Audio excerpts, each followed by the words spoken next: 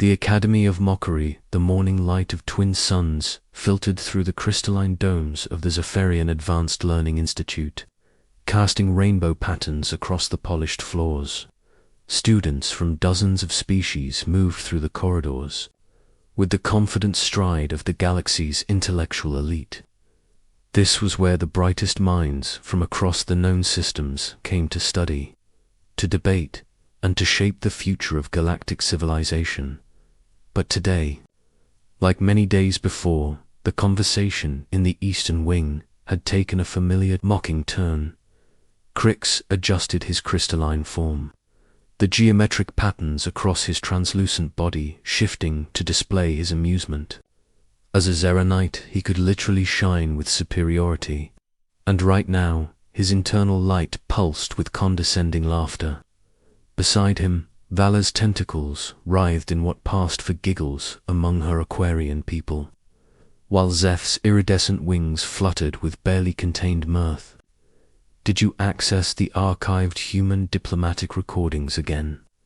Vala asked, her voice bubbling through the water-filled speech apparatus that allowed her to communicate in air. The one where their ambassador actually suggested they could punch their way through the Nexus trade dispute. Zeth's melodic laugh tinkled like wind chimes. "Oh, that's nothing compared to their military strategies. I found a combat manual in the restricted archives. Chapter 1, and I quote, 'When in doubt, hit it harder and see what happens.'" The Skyborn's gossamer wings shimmered with each word. Crix's geometric patterns shifted to display mock amazement, truly the pinnacle of tactical thinking. No wonder. The Galactic Council voted unanimously to ban them from the Institute 3 years ago.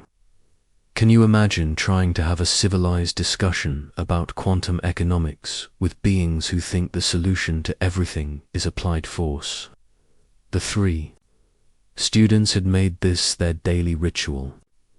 Every morning, after advanced theoretical physics with Professor Quinn, they would gather in this secluded alcove and spend exactly 30 minutes ridiculing humanity. It had started as casual conversation, but had evolved into something darker. A competition to see who could find the most ridiculous example of human thinking. They weren't alone in this pastime. Across the Institute, humanity had become a running joke. The species that had somehow stumbled into space travel, despite their obvious intellectual limitations. The ones who had been politely but firmly asked to leave after a series of what the diplomatic records called incidents inconsistent with academic discourse. Remember the Great Debate of 2387. Vala's tentacles curled with remembered amusement. When Professor Hendricks challenged the entire philosophy department to justify why war was sometimes necessary, he got so passionate that security had to be called, and then he had the audacity to claim that their emotions were a valid form of reasoning, Zeth added, as if feelings could ever match pure logic. What none of them knew was that their conversations were being monitored, not by the Institute's standard surveillance system, but by someone else entirely. In the maintenance tunnels beneath their feet, a figure in grey overalls paused in his work, listening to every word through the ventilation system. Marcus Chen had been working as a maintenance technician at the Institute for 2 years now. His forged credentials were perfect, his disguise flawless. To everyone around him, he was just another Terran descendant from one of the outer colonies, part of the diaspora that had spread across the galaxy before the ban. Common enough that no one looked twice. The truth was more complicated. Marcus pressed his ear closer to the vent grate, his jaw tightening as he listened to the students' laughter. They had no idea what they were talking about. They had no idea what humanity had actually done, what they had sacrificed, what they had lost to keep the galaxy safe. Above him, Crix was warming to his favorite topic. The best part is how they always claimed to be protecting other species, as if their chaotic, violent approach to problem-solving was somehow noble. Protection, Vala scoffed. They couldn't protect themselves from their own primitive instincts. That was when Marcus made his decision. He had been watching, waiting, documenting for months. The time for subtlety was over. These spoiled children needed to see the truth, and he was going to make sure they did. He made his way through the maintenance tunnels to a restricted access terminal. His fingers moved with practiced efficiency across the holographic interface, bypassing security protocols with codes he wasn't supposed to have. The files he accessed carried the highest classification levels: Crimson Priority, Council Eyes Only, Never Declassify. The Crimson Nebula Incident. 3 years ago, just weeks before humanity's ban from the Institute, the official records listed it as a minor research station accident with minimal casualties. The truth was buried so deep that even most council members had never seen the complete files. Marcus uploaded the footage to the Institute's internal network, timing the release for maximum impact. Then he cleaned up his digital trail and began making his way toward the Eastern Wing. It was time for some students to get an education. 15 minutes later, Crix's internal light dimmed to a confused flicker. His crystalline form had just received an urgent data burst from the Institute's emergency information system. The message was simple: mandatory viewing. All students report to Primary Assembly Hall. Priority Override Alpha. What's a Priority Override Alpha? Vala asked, her tentacles coiling with sudden nervousness. Zeth's wings had stopped their casual fluttering. I've never seen one. It means the council itself has ordered the viewing. The 3 students joined the stream of confused beings making their way to the assembly hall. The massive amphitheater could hold 10,000 students, and today it was packed. Species from across the galaxy filled the bio-adjusted seating, their voices creating a cacophony of worry and speculation. The lights dimmed, and the central holographic projector activated. For a moment, there was only static. Then words appeared. Classified recording, Crimson Nebula Research Station, Stardate 2387.156.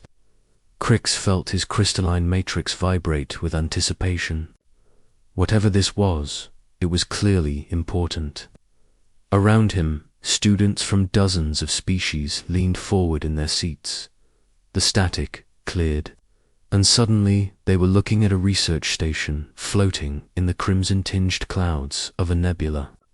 The station was massive, easily the size of a small moon, with multiple habitation rings and research facilities extending like the arms of a great mechanical starfish.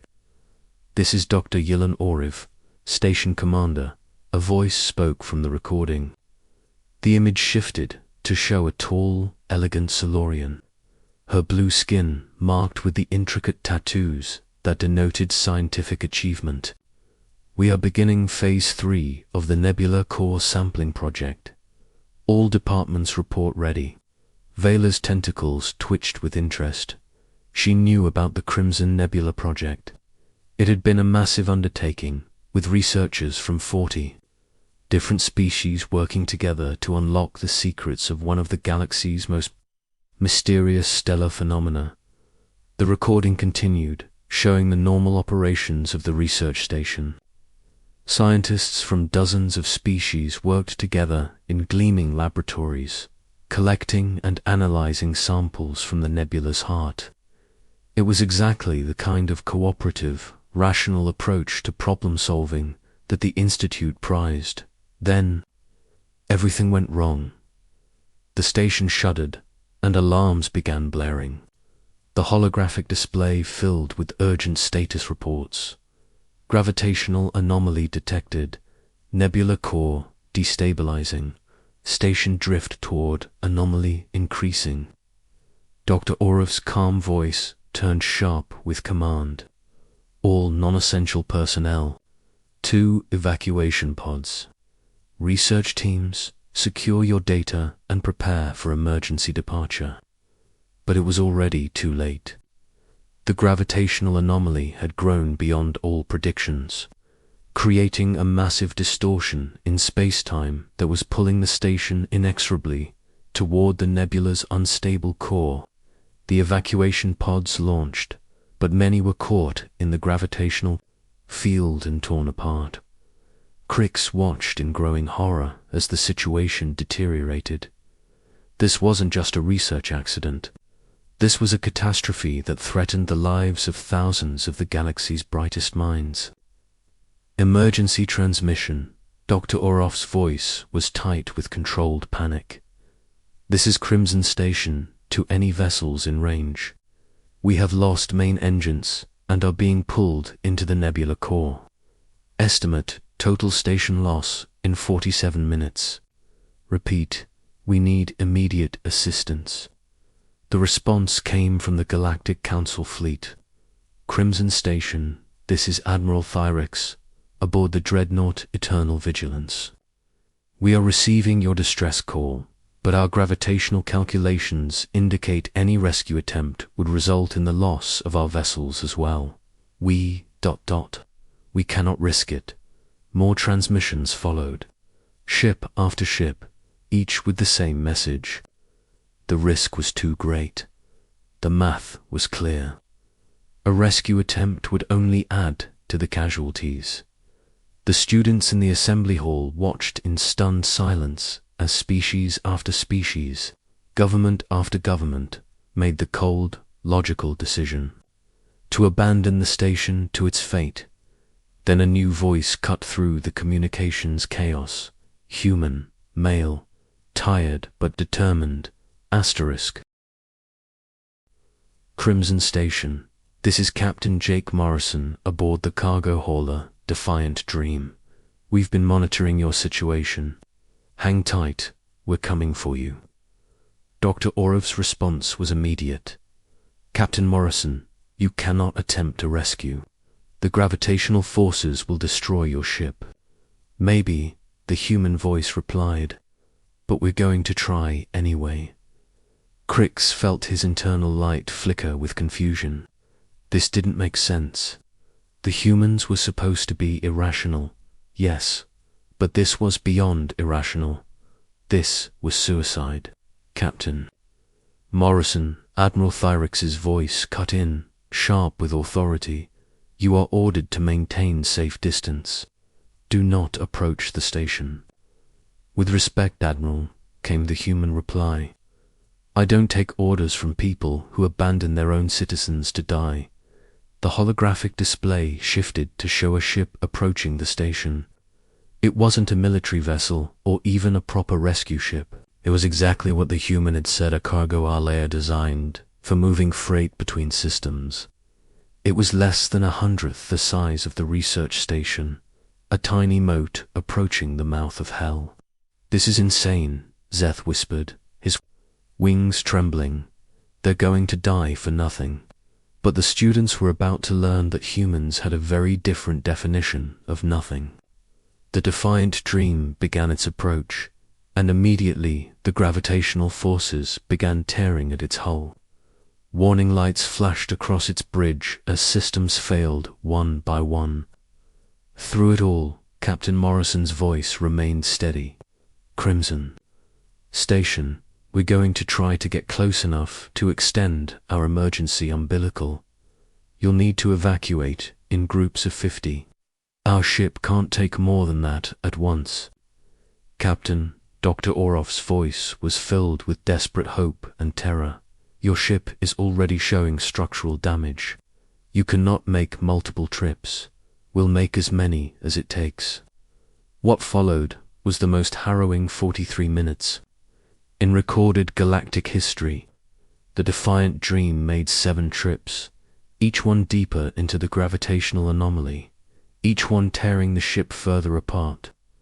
The human crew worked with desperate efficiency, welding emergency patches, rerouting power, keeping their dying ship together through sheer force of will.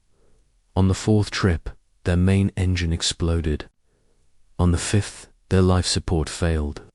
On the sixth, the bridge lost pressure, and the crew had to work in emergency suits. But they kept coming back. The students watched in absolute silence as the drama unfolded. This wasn't the chaotic, emotional decision-making they had been taught to expect from humans. This was something else entirely. This was humans staring death in the face and choosing to act anyway. Not because the math worked out, but because it was right by the seventh trip. The Defiant Dream was more wreckage than ship. Held together by emergency welds and human stubbornness, it limped toward the station one last time. Captain Morrison, Dr. Orov's voice was breaking with emotion. There are still 43 researchers aboard. Your ship cannot survive another extraction. Then we'll get all 43 this time. That's impossible. Your ship's maximum capacity is 55, and you have a crew of 12. There was a long pause. Then Captain Morrison's voice came back, quieter but just as determined. Crimson Station, please prepare the remaining researchers for immediate evacuation. In the assembly hall, Crix realized what the human captain was planning. His crystalline form flickered with something he had never felt before, a mixture of awe and shame. The final evacuation was captured in perfect, horrifying detail. The Defiant Dream extended its umbilical to the research station one last time, its hull groaning and cracking under the gravitational stress. 43 alien researchers stumbled aboard, cramming into every available space, and then the 12 human crew members quietly sealed themselves in the engine room. Crimson Station, this is Captain Morrison. Emergency evacuation complete. All 55 passengers secure. We're beginning final departure now. Dr. Orov's voice was barely a whisper. Captain, what about your crew? We're staying behind to manually pilot the ship out of the gravitational field. Our navigation systems are dead, and the autopilot won't be able to handle the stress vectors. The truth was clear to everyone watching. The Defiant Dream was dying, and someone had to stay behind to pilot it to safety. The 12 humans had made their choice. The students watched as the cargo hauler began its final journey, carrying 55 alien researchers away from certain death while its human crew guided it through the impossible maze of gravitational forces that surrounded the nebula core. They made it. Somehow, impossibly, the Defiant Dream cleared the anomaly and reached safe space.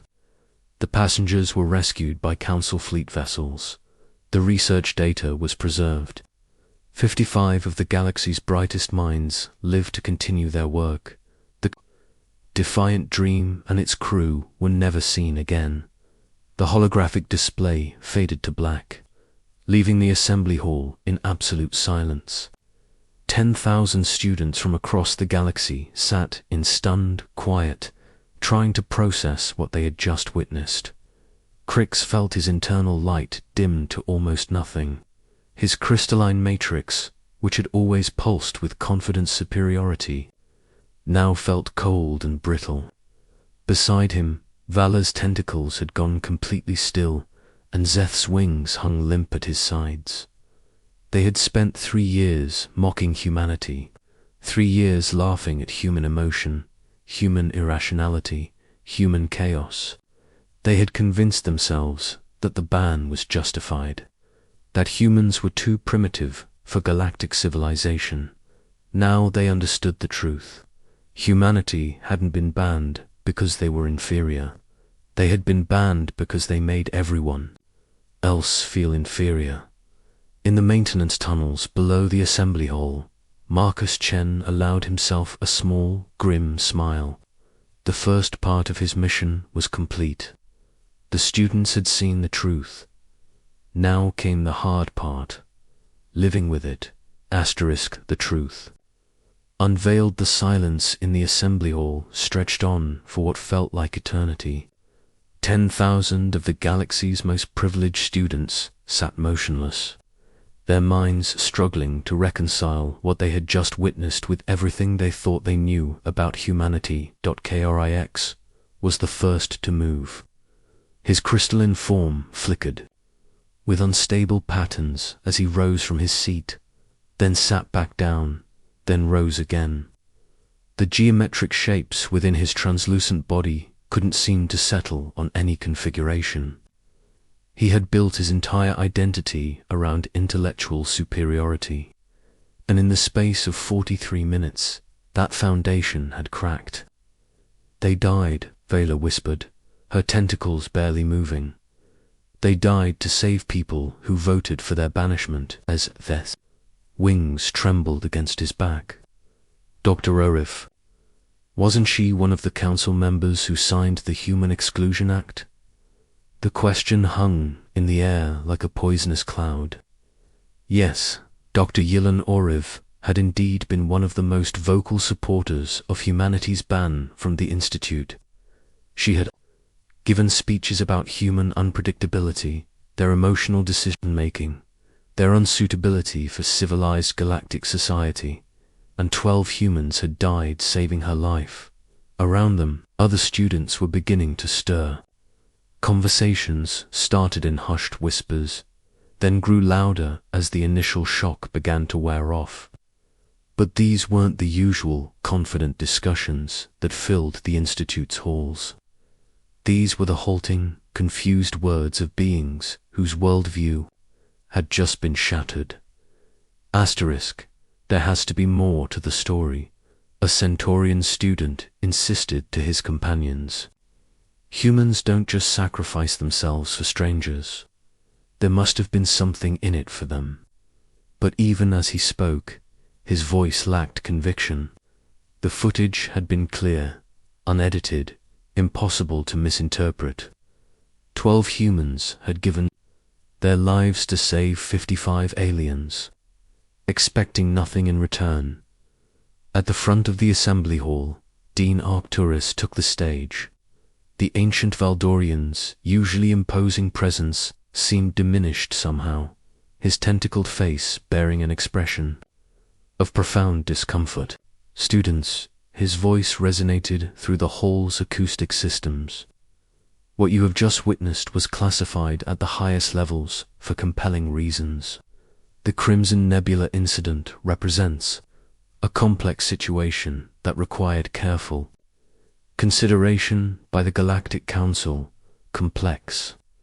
The voice came from somewhere in the middle of the hall, sharp and accusing. 12 beings died saving 55 others, and you call it complex. Dean Arcturus's tentacles writhed with agitation. The decision to classify this footage was made to prevent misunderstandings about the nature of human psychology. Their actions, while admirable in their outcome, represent exactly the kind of emotional, unpredictable behavior that makes humans unsuitable for academic environments. But his words felt hollow, desperate. The students weren't buying it anymore. Crix found himself standing before he realized it. His crystalline form pulsed with a light he had never seen before, patterns of shame and confusion rippling through. His structure, Dean Arcturus, his voice carried clearly through the hall. "You're saying that humans were banned because they were too willing to die for others?" The Dean's response was swift and sharp. "They were banned because they cannot be trusted to make rational decisions. Today's footage proves that point perfectly. No logical being would have attempted that rescue. And because they made that illogical decision," Vala's bubbling voice added, 55 researchers are alive today." The Dean's tentacles went very still. "Miss Vala, you will report to my office immediately after this assembly. Your comment approaches seditious questioning of council policy." But the damage was done. The seed of doubt had been planted, and it was growing rapidly through the assembled crowd. Students began standing, voices rising in questions and challenges. If humans are so dangerous, why haven't we heard about other incidents? Where are the records of human violence and chaos? Why was this footage classified for 3 years? Dean Arcturus raised his tentacles for silence, but for the first time in the Institute's history, the students ignored him. The questions kept coming, louder and more insistent.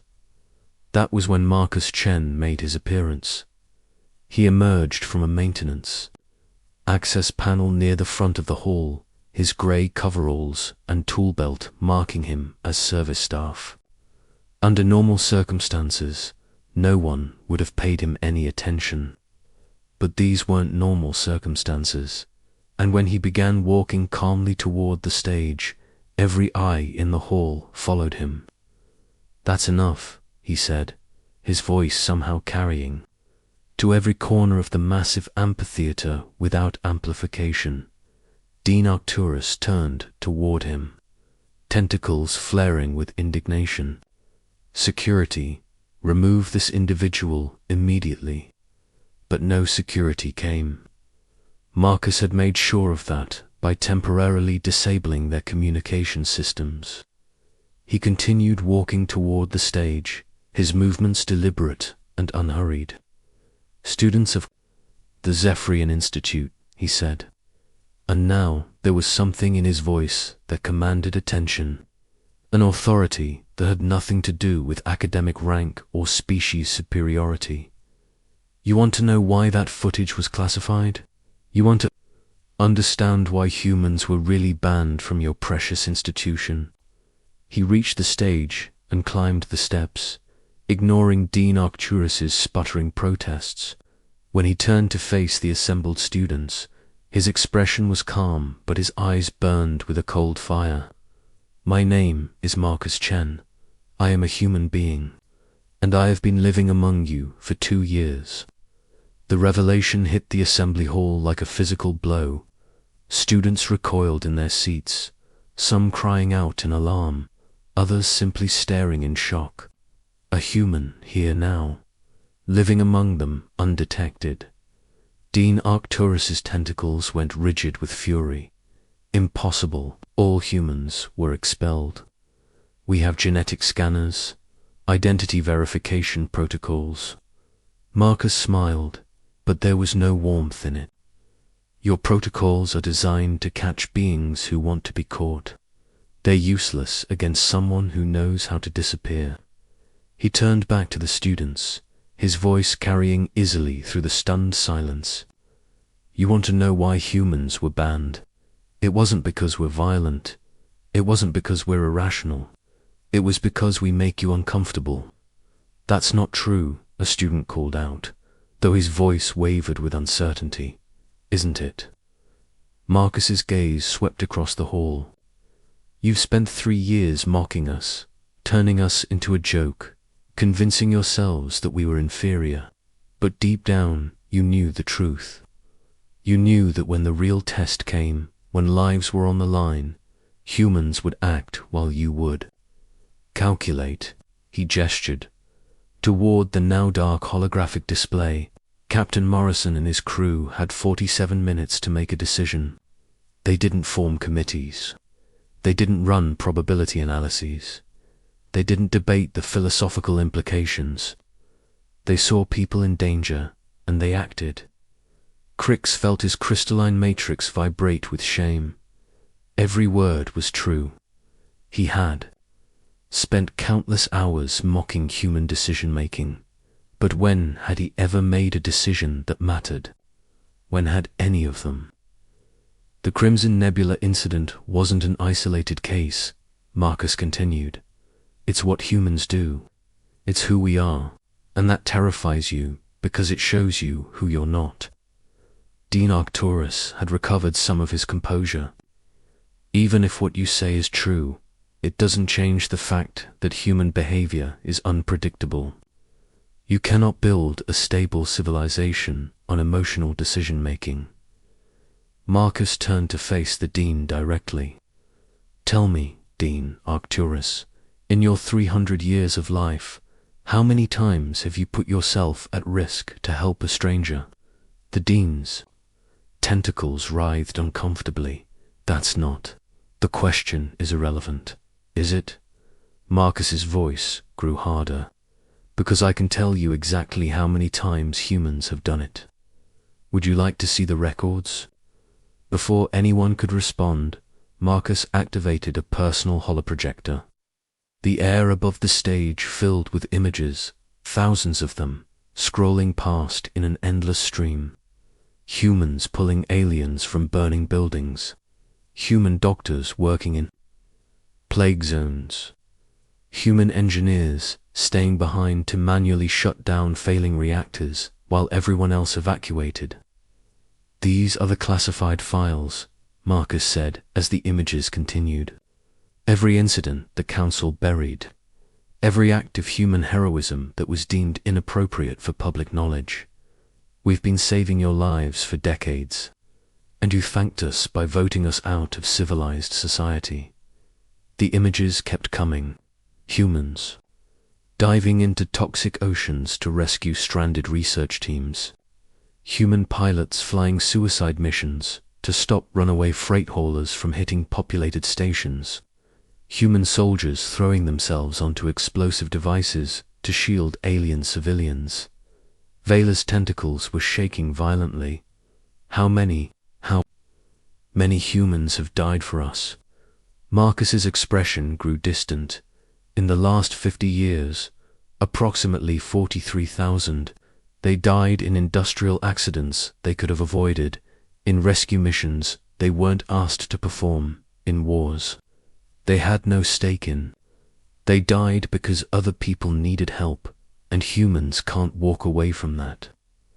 The number fell on the assembly hall like a weight. 43,000.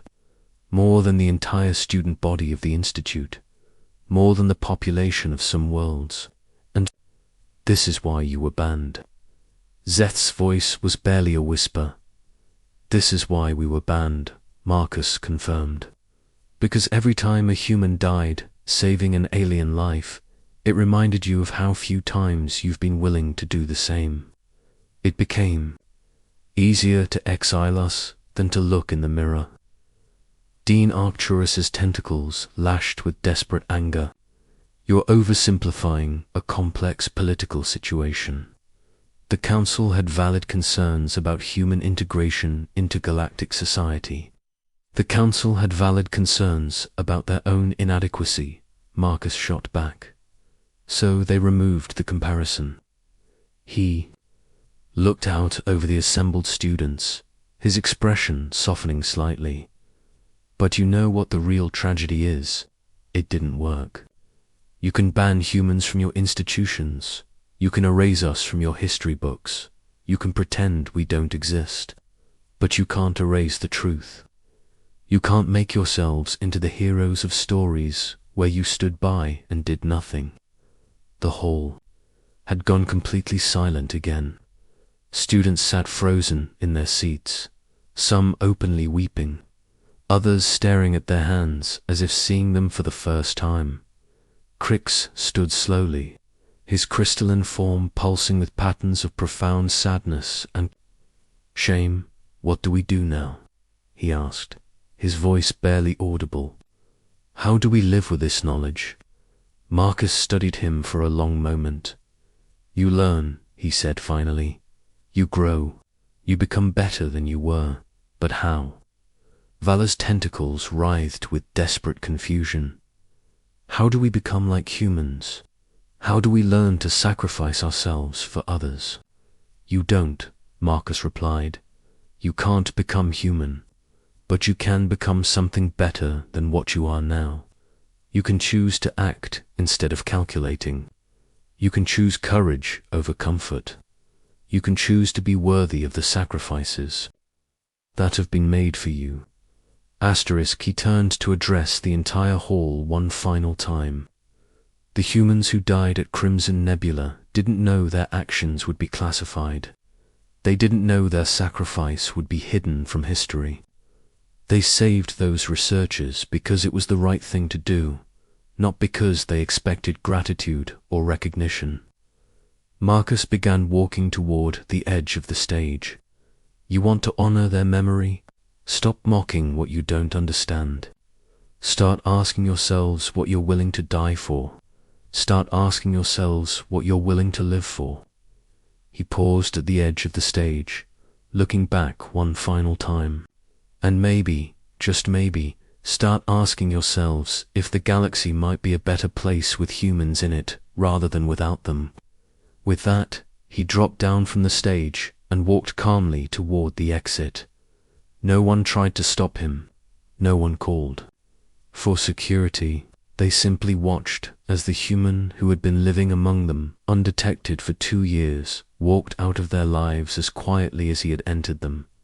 The assembly hall remained silent for long minutes after his departure. Then, slowly, students began to move. But they didn't head for their next classes or their dormitories. Instead, they moved toward the exit. Following the path Marcus had taken, Crix found himself walking alongside Vala and Zeth, but none of them spoke. What was there to say? Their entire understanding of the universe had been turned upside down. In the space of a single morning, outside the assembly hall, groups of students had gathered in the courtyards, talking in hushed, urgent tones. The conversations weren't about homework or social events. They were about humans, about sacrifice, about what it meant to truly live according to principles instead of mere survival. I want to find them, Vala said suddenly. The survivors from Crimson Station. I want to apologize. Zeth's wings fluttered weakly. What good would that do? Apologies won't bring back the humans who died. No, Crix's form pulsed with new determination, but it's a start, and maybe, maybe we can do better going forward. Unknown to the students, their conversation was being monitored, not by Institute security, but by a network of humans who had been watching and waiting for 3 years. Marcus Chen was not alone. Humanity had not simply disappeared when they were banned from Galactic society.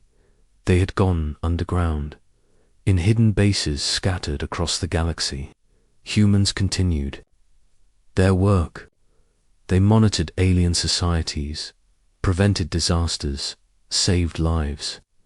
They did it without recognition, without thanks, without official sanction. They did it because it was what humans did. And now, finally, some aliens were beginning to understand. The movement started small. A few students requesting access to unclassified human records. A few professors quietly adding human case studies to their curricula. A few administrators questioning the wisdom of the ban, but it grew. Within weeks, petitions were circulating, calling for humanity's readmission to the Institute. Within months, similar movements had started on dozens of worlds. Within a year, the question of the human ban had become the most contentious political issue in galactic history. Some aliens resisted, clinging to their old prejudices and fears, but others remembered the images Marcus had shown them. They remembered 43,000 humans who had died for strangers. They remembered the crew of the Defiant Dream, and slowly, gradually, the galaxy began to change. In his hidden base, on the edge of known space, Marcus Chen received reports from agents across the galaxy. The revelation at the Institute had worked, better than he had dared hope. The truth was spreading, and with it, the possibility of change. He looked at a photo on his desk. 12 humans in cargo hauler uniforms, smiling at the camera. The crew of the Defiant Dream, taken just days before their final mission. "We're going to get you justice," he whispered to their images. We're going to make sure the galaxy remembers what you did. Outside his window, the stars shone with cold beauty. Somewhere among them, humans continued their silent work, protecting a galaxy that had rejected them. They asked for nothing in return but the chance to do what was right, and perhaps, just perhaps, they might finally get the recognition they had never sought but always deserved. The galaxy was about to learn that humans weren't the problem, they were the solution. Asterisk.